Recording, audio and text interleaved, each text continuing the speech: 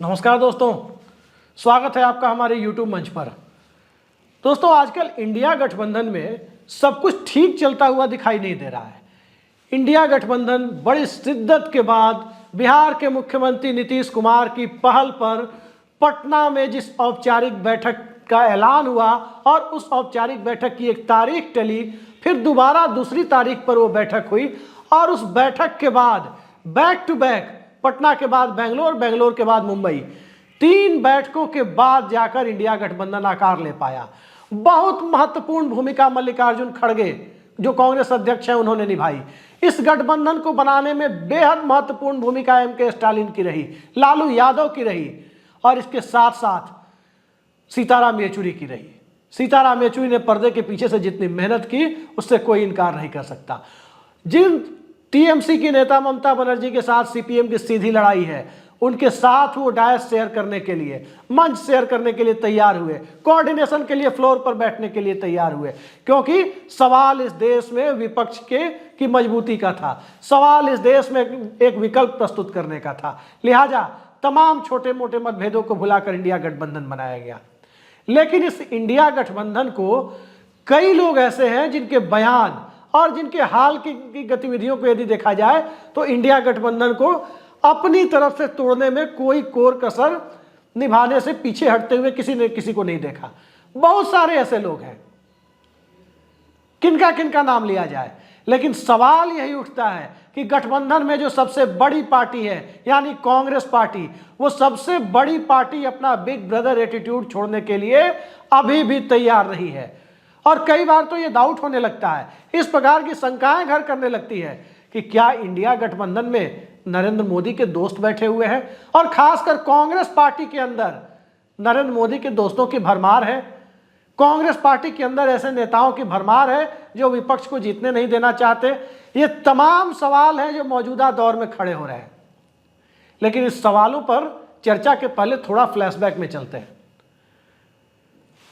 ये इन शख्सियत को आप पहचानते होंगे। नाम है जयराम रमेश। राहुल गांधी की भारत जोड़ो यात्रा शुरू होने वाली थी और उस वक्त इन्होंने एक प्रेस कॉन्फ्रेंस की थी। क्या बयान दिया था? सीपीएम से लेकर जनता दल, समाजवादी पार्टी, बीजू जनता दल, तृणमूल कांग्रेस, तमाम विपक्षी दलों के ऊपर यह आरोप लगाया था, उनका इतिहास गिनाया था कि ये पार्टियां कभी न कभी भारतीय जनता पार्टी के साथ रही हैं। अब सवाल उठता है कि पुराने इतिहास को गिना करके क्या मौजूदा दौर में कांग्रेस पार्टी इस हालात में है कि अकेले 272 सीटें हासिल कर सके? स्वाभाविक है कि नहीं है। तो जब कोई पार्टी अकेले अपने बूते बहुमत लाने की स्थिति में नहीं है, तो गठबंधन बनाने के लिए अपना नरम रुख अख्तियार करने की बजाय लोगों के पुराने इतिहास को खंगाल कर जयराम रमेश दिखाना क्या चाहते थे? उसके बाद की परिस्थितियों पर चलते हैं। बाद की परिस्थितियों में हम सब देख रहे हैं कि क्या हो रहा है। पवन खेड़ा की प्रेस कॉन्फ्रेंस थी आज। कांग्रेस के फायर ब्रांड प्रवक्ता माने जाते हैं, बड़े अच्छे वकील हैं, सुलझी हुई बातें करते हैं। लेकिन पवन खेड़ा क्या कह रहे थे? पवन खेड़ा अन्ना आंदोलन से जुड़े हुए लोगों को ठग शब्द का इस्तेमाल उन्होंने उनके लिए किया है। अन्ना आंदोलन में जो लोग जुड़े रहे उन्हें ठग कह रहे हैं। अन्ना आंदोलन कब का हुआ? 2011 में, और 2023 में आप अन्ना आंदोलन के ऊपर अपनी लाठी पीट रहे हैं। ये कौन सी सियासत है? 12 साल पुरानी घटना, उससे आम आदमी पार्टी पैदा हुई और उस आम आदमी पार्टी के अंदर 2 राज्यों में उसने सरकारें भी बनाई। आम आदमी पार्टी के अंदर तमाम कॉन्ट्राडिक्शंस भी हुए। कई सारे लोग पार्टी में रहे तो कई सारे लोग पार्टी छोड़कर चले गए, कुछ भाजपा में भी चले गए और इक्का दुक्का कांग्रेस पार्टी में भी चले गए। तो क्या आप इन सबको ठग कह रहे हैं? अरविंद केजरीवाल की आम आदमी पार्टी को ठग कह के, उनके ऊपर परोक्ष रूप से ठग जैसे शब्द का इस्तेमाल करके आखिर कांग्रेस पार्टी के प्रवक्ता क्या इशारा कर रहे हैं? क्या इसी एटीट्यूड के साथ गठबंधन चलेगा? और जो पार्टी आज की तारीख में 2 राज्यों में, पंजाब एक पूर्ण राज्य और दिल्ली एक केंद्र शासित प्रदेश, 2 राज्यों की सत्ता में जो पार्टी बैठी हुई है, उस पार्टी को कोई भी विपक्षी दल जो एक लार्जर कोalition, एक बृहद गठबंधन बनाना चाहता है, उस गठबंधन को चुनाव जीतते हुए देखना चाहता है, 2 राज्यों में सत्तारूढ़ पार्टी को इग्नोर करके चलने की कोशिश यदि वो कर रहा है, तो इससे बड़ी राजनीतिक मूर्खता नहीं हो सकती है। कुछ और बयानों को देख लीजिए। कमलनाथ का बयान आया, मध्य प्रदेश के पूर्व मुख्यमंत्री संजय गांधी के दोस्त, शायद वो ये भूल गए कि संजय गांधी ने किस शिद्दत और किस मेहनत से 1980 में बिल्कुल नई पार्टी, जो बमुश्किल 1.5 साल पहले कांग्रेस आई, यानी कांग्रेस इंदिरा खड़ी हुई थी, तमाम कांग्रेसी उनके विरोध में कांग्रेस उर्स में थे, इसके बावजूद नए लोगों के सहारे संजय गांधी ने कांग्रेस को सत्ता में लाने का काम किया था। वो दौर मंडल कमीशन के बाद का नहीं था, वो दौर क्षेत्रीय दलों की बाढ़ का नहीं था, वो दौर सामुदायिक चेतना के विकास का नहीं था, लेकिन इसके बावजूद संजय गांधी की मेहनत को कम नहीं आंका जा सकता। उनके साथ मेहनत करने वालों में कमलनाथ जैसे लोग भी थे, लगातार 9 लोकसभा चुनाव वो जीत चुके हैं, अभी उनके बेटे सांसद हैं, 15 महीने वो मुख्यमंत्री रह चुके हैं, राजीव गांधी से लेकर नरसिम्हा राव और मनमोहन सिंह की सरकारों में बड़े बड़े मंत्रालय संभाल चुके हैं। बावजूद इसके आज की हकीकत को दरकिनार कर वो अखिलेश बखलेश जैसे शब्दों का प्रयोग कर रहे हैं। देश के सबसे बड़े राज्य की सबसे ताकतवर विपक्षी पार्टी समाजवादी पार्टी के नेता उसके अध्यक्ष के लिए ऐसे शब्दों का इस्तेमाल कर रहे हैं, और जब ऐसे शब्दों का इस्तेमाल हो रहा है तो दूसरी तरफ से भी कहीं कोई कमी नहीं बरती जा रही है। दूसरी तरफ से भी समाजवादी पार्टी के लोग स्वाभाविक है कि वो रिएक्ट करेंगे। समाजवादी पार्टी की तरफ से उनके प्रवक्ता आईपी सिंह ने, उन्होंने भी अपनी तरफ से शब्दमान छोड़ने में कोई कंजूसी नहीं की है। तो सवाल ये उठता है कि बड़ी पार्टी अपनी भूमिका निभाने से पीछे क्यों हट रही है। ठीक इसी तरह से अब टीएस सिंहदेव छत्तीसगढ़ के उप मुख्यमंत्री हैं, वो भी अखिलेश यादव के मुद्दे पर बयानबाजी करते हुए नजर आ रहे हैं। तो क्या इस तरह से गठबंधन चलेगा? और इसी एटीट्यूड के साथ, इसी नजरिए के साथ यदि कोई भी गठबंधन या कोई भी पार्टी नरेंद्र मोदी और अमित शाह की भारतीय जनता पार्टी को हराने का सपना देख रहा है, तो बहुत माफी के साथ मैं कहना चाहता हूं कि जितनी भी राजनीतिक समझ मेरी है, जितना भी मैं इस देश को समझता हूं और समझा है अब तक, इस तरह के कॉन्ट्राडिक्शंस के साथ और उस कॉन्ट्राडिक्शंस के व्यक्तिगत मर्यादाओं को किनारे रखकर उसके ऊपर सार्वजनिक तौर पर टीका टिप्पणियों के साथ जनता में बिखरे हुए कुनबे का संदेश देते हुए कोई भी गठबंधन कामयाब नहीं हो सकता। नरेंद्र मोदी को हराने की बात तो छोड़ दीजिए, आरएसएस के खिलाफ एक नैरेटिव तैयार करने की बात छोड़ दीजिए, सांप्रदायिकता की बुनियाद नष्ट करने की कल्पना को पीछे छोड़ दीजिए, ये सारी चीजें कुछ नहीं होने वाली है यदि ये रवैया बरकरार रहा तो। अब सवाल उठता है कि इंडिया गठबंधन को नीतीश कुमार ने अपनी तरफ से अपनी पहल से खड़ा किया, मल्लिकार्जुन खड़गे ने अपना योगदान दिया, येचुरी साहब ने अपना योगदान दिया। उस गठबंधन को चलाने के लिए वाकई कांग्रेस पार्टी को अकेले दोष दिया जाए? स्वाभाविक है कि कांग्रेस पार्टी को अकेले दोष नहीं दिया जा सकता। गलतियां समाजवादी पार्टी ने भी की हैं, गलतियां दूसरे लोग भी कर रहे हैं, लेकिन कांग्रेस पार्टी का जो रवैया है वो सिर्फ अभी उत्तर प्रदेश में दिखा है। जरा महाराष्ट्र की लोकसभा सीटों का मामला सामने आने दीजिए, वहां भी अगर ये रवैया बरकरार रहा तो महाराष्ट्र में भी शरद पवार और उद्धव ठाकरे के साथ कांग्रेस पार्टी ने इसी तरह का रवैया दिखाया तो वो गठबंधन आज इतना मजबूत है कि वो कांग्रेस को छोड़ करके भी चुनाव लड़ सकते हैं, क्योंकि उनके पक्ष में एक सहानुभूति लहर है। लेकिन बिग ब्रदर एटीट्यूड यदि कांग्रेस पार्टी ने नहीं छोड़ा तो महाराष्ट्र का गठबंधन भी खतरे में पड़ सकता है। बिहार में क्या हुआ सभी जानते हैं। बिहार में कांग्रेस पार्टी ने एक ऐसे व्यक्ति को प्रदेश अध्यक्ष बनाया जो प्रदेश अध्यक्ष कहा जाता है कि नीतीश कुमार की मर्जी के खिलाफ बनाए गए। स्वाभाविक है, कांग्रेस एक स्वतंत्र पार्टी है, वो किसी को भी अध्यक्ष बना सकती है, लेकिन जब बिहार में 2 पार्टियों के साथ आप तीसरे नंबर की पार्टी हैं, आपकी भूमिका बिहार में एक स्टेपनी से ज्यादा नहीं पॉलिटिकल स्टेपनी से ज्यादा नहीं दिखाई दे रही है, उस परिस्थिति में नीतीश कुमार की मर्जी के बिना प्रदेश अध्यक्ष बनाए बहुत अच्छी बात है। लेकिन 2 बड़ी पार्टियों में से एक के नेता लालू यादव के करीबी रहे व्यक्ति को प्रदेश अध्यक्ष बनाए तो स्वाभाविक सी बात है कि यह बात नीतीश कुमार को नागवार गुजरेगी। आप किसी को बना सकते थे, किसी न्यूट्रल व्यक्ति को बना सकते थे जिसे ना उद्धव का लेना ना माधव का देना वाली स्थिति में जो होता, जो ना नीतीश कुमार का करीबी होता ना लालू यादव का करीबी होता। लेकिन वहां जिस प्रकार से प्रदेश अध्यक्ष की कुर्सी दी गई, स्वाभाविक है जनता दल यूनाइटेड में चीजें सहज नहीं है। और उस प्रदेश अध्यक्ष की कुर्सी को देने के बाद जिस प्रकार से दिल्ली में लालू यादव के आवास पर जिस प्रकार से मटन पार्टी हुई, जिस प्रकार से राहुल गांधी ने उस मटन पार्टी में पहुंच करके जो संदेश दिया, वो स्वाभाविक है। कहीं पार्टी में जाना, किसी के यहाँ डिनर पर जाना, ये हर व्यक्ति का विशेषाधिकार है, होना भी चाहिए। लेकिन परस्पर अविश्वास का एक लंबा वक्त जिस राज्य में जिन दो पार्टियों के बीच में रहा है, वो दोनों पार्टियां आज वहां एक साथ मिलकर सरकार चला रही हैं। लेकिन उन दोनों में से एक पार्टी के सुप्रीमो के साथ कांग्रेस पार्टी के नेता राहुल गांधी यदि अपनी नजदीकियां सार्वजनिक तौर पर वीडियो क्लिप के माध्यम से साथ में खड़े होकर मटन बनाते हुए दिखाते हुए नजर आए, तो कहीं ना कहीं स्वाभाविक है कि असंतोष की बुआनी शुरू होती है। और कांग्रेस के साथ जनता दल यूनाइटेड के रिश्ते बहुत सहज नहीं है। इस बात को सार्वजनिक रूप से कोई भी व्यक्ति पढ़ और समझ सकता है कि क्या चल रहा है। लेकिन इन सब के बीच सवाल बिहार का नहीं है, सवाल महाराष्ट्र का नहीं है, और सवाल उत्तर प्रदेश में जो हो रहा है उसका नहीं है। उत्तर प्रदेश के इस चुनावी लड़ाई के ठीक पहले जिस बात को लेकर सपा और कांग्रेस में विवाद हो रहा है, वो बात क्या है? मध्य प्रदेश चुनाव में सीट शेयरिंग का है। सीट शेयरिंग की बात सपा के लोग कहते हैं कि इनिशिएट की गई कांग्रेस की तरफ से, और अचानक कदम पीछे खींच लिए गए। अब इस मुद्दे पर जहां दोनों तरफ से क्लैरिफिकेशन होना चाहिए था कि आप अलायंस करें या ना करें, ये किसी भी पार्टी का विशेषाधिकार है, चाहे कांग्रेस पार्टी हो, समाजवादी पार्टी हो या कोई और पार्टी हो, कि वो गठबंधन करे ना करे उसका विशेषाधिकार है। लेकिन जब एक तरफ से ऐसी बातें आ रही हैं तो कांग्रेस पार्टी की तरफ से इस पर क्लैरिफिकेशन की बजाय सीधे सीधे उस पार्टी के नेता के ऊपर व्यक्तिगत टिप्पणियां करने तक कोई चला जाए तो स्वाभाविक है कांग्रेस पार्टी के लोग क्या इस बात को स्वीकार कर लेंगे कि राहुल गांधी या मल्लिकार्जुन खड़गे के ऊपर इंडिया अलायंस का कोई, किसी दल का कोई नेता व्यक्तिगत टिप्पणियां करे?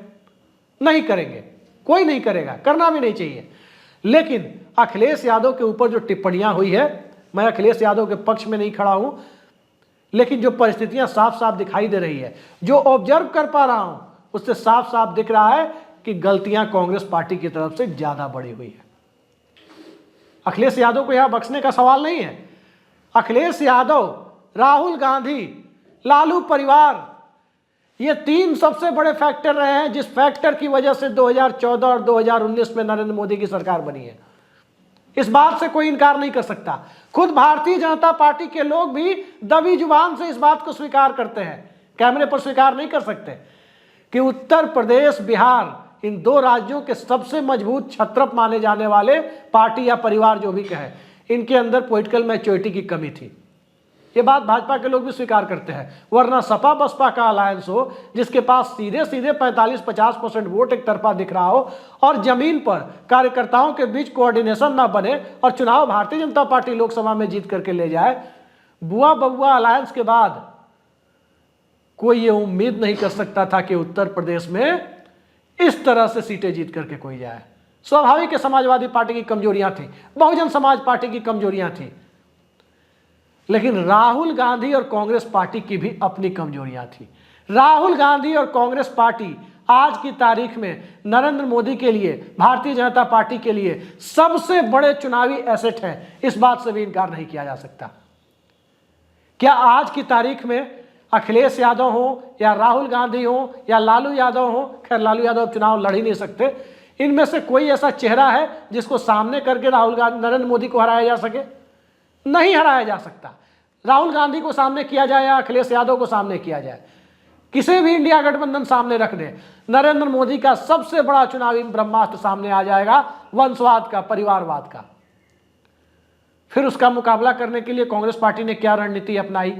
क्या मल्लिकार्जुन खड़गे को अध्यक्ष बनाने के बाद उत्तर भारत में जिस प्रकार से दलितों को लाभार्थी चेतना में, बेनिफिशियरी कॉन्शसनेस में तब्दील किया गया है, उन्हें हिंदुत्व के चुनावी नैरेटिव के दायरे में लाया गया है, उसको निकालने की कोई सकारात्मक पहल अब तक मल्लिकार्जुन खड़गे की तरफ से होती हुई दिखाई दी है किसी को?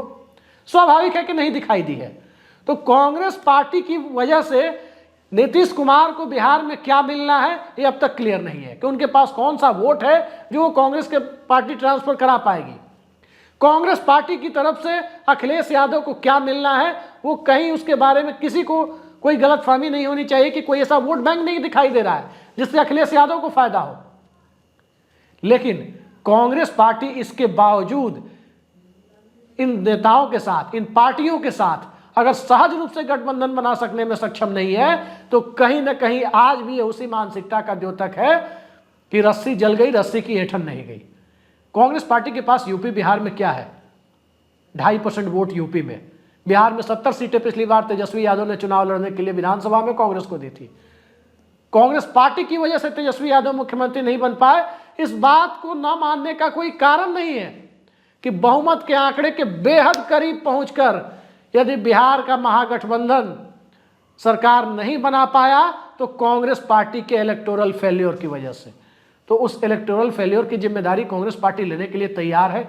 और अभी आज की तारीख में कांग्रेस पार्टी का जो रुख दिखाई दे रहा है वो रुख इतना ज्यादा कड़ा है, सहयोगी दलों के साथ वो बहुत ज्यादा समन्वय की भूमिका में दिखता नहीं है। तो खुदा ना खास्ते यदि कांग्रेस पार्टी ने छत्तीसगढ़, मध्य प्रदेश, राजस्थान तीनों राज्य जीत लिए, उसके बाद तो इंडिया गठबंधन का चलना मुश्किल हो जाएगा।